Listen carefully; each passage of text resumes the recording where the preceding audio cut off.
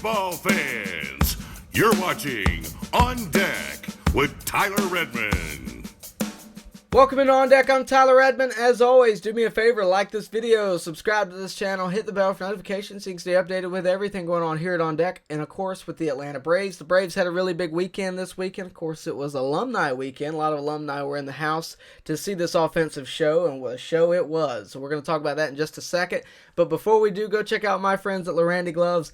Guys, this is the one-stop shop for anything baseball leather related. I promise it is the best place to go. They got customizable gloves, 18 different colors, all different kinds of styles, and for the best prices. Go check them out, www.llerandygloves.com. So let's talk about this weekend, because a big weekend it was for the Braves. You know, on Friday, you already know, the Braves beat the Pirates 20-1.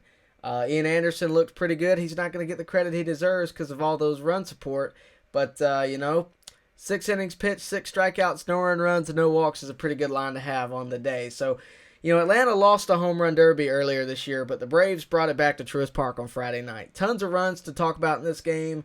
Let's hit the big ones, though. Acuña Jr. absolutely killed it on Friday night. He featured a grand slam in the second inning.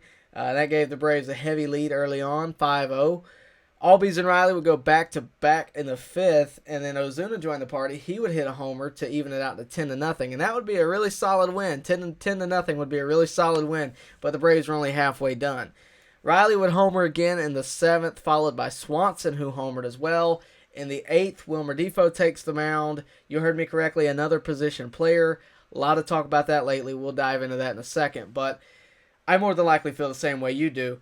No 3-0 counts to be seen here, but a lot of highlights. Riley would hit a sac fly to score a run. Kevin Smith picked up his first hit as a Brave. Currently, he's the backup catcher. He drove in a run as well. Guillermo Heredia singled to drive in a run. Adrianza would then hit a grand slam, the second of the evening. 2 grand slams in one game. What else can you ask for? How about one more run? Ozuna would do just that with a double, evening it out to 20 runs for the Braves. And it was looking like we might get a 20-run shutout, but with Jacob Webb on the mound, it just was not meant to be. The Pirates would score 1 run in the ninth, and Webb would be sent down following this game to make room for Bryce Wilson to start on Saturday. We'll talk about his start in just a second. But before we do, I want to dive into this whole position player conversation, because it is very prevalent across Major League Baseball right now, and I thought you guys might want to know my thoughts on it, so here you go. To me, it's pretty simple. It's the Major Leagues. If you can't take the heat, don't step into the kitchen. The only thing I am against in terms of, once it's a 15-run lead, I think homers, I think all that is more than warranted. You're at the plate, swing the bat. I think stealing is a bit much. That can get you hit in the ribs. But other than that, I really don't have an issue. You play to win, my stats are just as valuable as anyone else's. That's the way I feel about it, I think a lot of these guys that are saying, well, he shouldn't have done that, he shouldn't have done that. I'm talking about Mercedes. You already know the La Russa Mercedes ordeal. I think a lot of those guys aren't considering that when this guy goes to arbitration, they're going to pull up his stat sheet. They're not going to pull up, oh, well, you let this guy, whatever. They're not going to whatever that. They're going to say, well, you only got 13 homers this year. What's up with that? That's how money's made, people. So that's the way I feel about it. I really don't like position players pitching in general. I think the idea of it's kind of lame. With the exception of Charlie Culberson, I think Leo Mazzoni would agree, because, frankly, what he said this weekend in his little alumni weekend interview was basically that it's an embarrassment to the game. So, when you got a legend like that saying it, I tend to agree. I do think it embarrasses your pitching staff a bit. I understand the philosophy. You save your bullpen, but if you're going to save your bullpen, I'm going to pad my stats. That's what Kipnis said, and that's what I tend to agree with. So I do think this is a tactic that's going to continue, especially for teams like the Pirates, who, let's be honest, aren't very good and need all the saving their bullpen they can get. But we need to make sure we get our unwritten rules in order when it comes to this. But that's how I feel about it. Hope you agree. If you don't, let me know why in the comments section. But let's talk about Saturday. So like I said, Jacob Webb was optioned after Friday night's game to make room for Bryce Wilson. Bryce Wilson comes up. I was at this game. By the way, thank you for those who stopped by and said hello. Always makes my day. But this game was exciting from the moment the Braves offense got in the batter's box. That's because Ronald Acuña led off the game. On the first pitch, he took one deep to left field. And he gave Bryce Wilson an early lead and boosted his confidence a little bit. We'll talk about his game in just a second. But Riley continued his awesome streak in the first inning. He got a base hit to drive in a run. He singled to drive in Freeman, so that was a good thing to see. Wilson would give up a homer in the third, really the only big mistake he made, but he never threatened to lose the lead. And Ozzie Albies would homer twice in this game. Not quite the offensive show we had the night before, but the Braves would take it 6-1. Tons of fun. For me, I really enjoyed this game. Hope you enjoyed it if you're watching it at home. On Sunday, hope you made it to the ballpark to get your Freddie Freeman bobblehead. If not, maybe next time. Max Fried would take the mound, and he would continue his recent success, battling back from that strange start to the season. You know, he had that rough first start, and then he got hurt, and, you know, it's just been a weird year for him so far.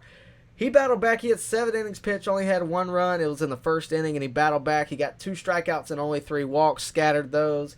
The 1 run would be early on in the first inning, but after that, nada. So the Braves were arguably carried by one guy in this game, with the exception of Swanson. He did have a 2-run homer, but Austin Riley, you can't avoid it. Austin Riley's been absolutely awesome lately. He homered twice again in this game. Over the weekend, past 7 games, he's had 6 homers. So the guy is absolutely on fire. We'll talk about him more in a later video today, so stay tuned for that. But just like Albies on Saturday, Austin Riley smoked 2 over the fence. And, you know, this is nothing new. If you're a longtime follower, you're probably tired of me talking about Austin Riley, and I understand that. But we cannot skip the development of Austin Riley and the success he's having.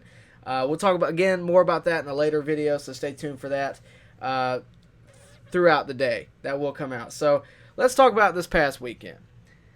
Braves win 3 games to finish off series to win the series against the Pirates.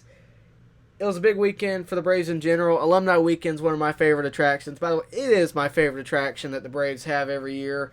I know a lot of those guys. Johnny Estrada I talked to for a few minutes. Rob Belwar, Luis Gomez. Always good to see those guys. Daryl Cheney. I interviewed Leo Mazzoni, Ryan Klesko, Terry Pendleton. You know, it's always good to see those guys out and about around the stadium. And it means a lot to those guys as well, and I know it does. But this weekend was huge for the current Braves team. You know, they're on a winning streak. Of course, they put on a show for us and the alumni, but this is the kind of momentum that I think continues. At least I hope so. They face the Red Sox next at Fenway starting tomorrow. Now, this is a 2-game series, and then they play the Mets in New York.